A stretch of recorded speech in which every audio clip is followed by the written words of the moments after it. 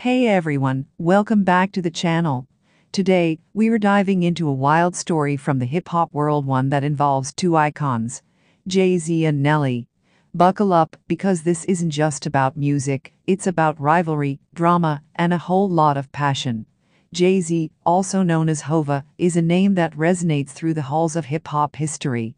With his sharp lyrics and incredible flow, he's not just a rapper, he's a business mogul. But even the greatest have their moments of anger. And then there's Nelly. With his catchy hooks and smooth delivery, he took the early 2000s by storm. But what happens when these two titans clash? So, let's rewind to the early 2000s. Jay-Z and Nelly were both at the top of their game, but the music industry can be a cutthroat place. In 2002, Jay-Z was riding high off the success of The Blueprint. Meanwhile, Nelly was dominating the charts with Hot and Herre. Both were commercial juggernauts, but competition was fierce. In interviews, both artists expressed mutual respect, but the underlying tension was palpable. And then came the moment that changed everything. During an awards show, Nelly made a comment that many took as a jab at Jay-Z's street credibility. He said something along the lines of, "You can't be the king if you're not in the streets." Ouch. That was like throwing a verbal grenade in a crowded room. Jay-Z, known for his sharp wit and pride, didn't take this lightly. Word spread quickly about Jay-Z's reaction. Friends and associates reported that he was furious. He felt disrespected, and when Jay feels disrespected, you know he takes it seriously. Get my boys on the phone. I want Nelly. He needs to know what happens when you cross the line. And just like that, Jay leaned on his inner circle, his boys, to handle the situation. This wasn't just about words, it was about pride and reputation.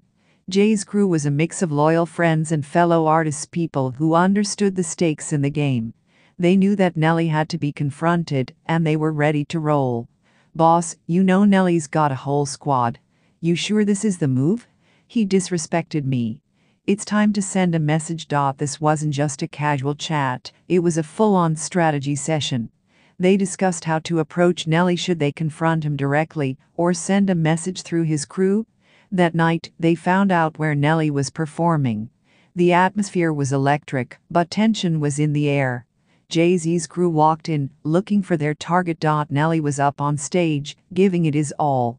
Little did he know that Jay-Z's boys were closing in.As Nelly finished his set and headed backstage. He was met by Jay-Z's crew. The air was thick with anticipation. What happened next? A heated exchange, but no violence. They talked, and things simmered down. Nelly explained he didn't mean it as a personal attack. In the end, both artists realized that the industry was big enough for both of them.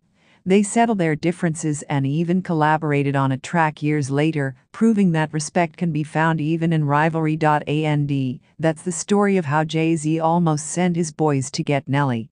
It reminds us that even in the world of hip-hop, where bravado reigns supreme, communication and respect can mend bridges. Thanks for tuning in. If you enjoyed this story, make sure to like, subscribe, and hit that notification bell for more hip-hop tales. Let us know in the comments your thoughts on this rivalry.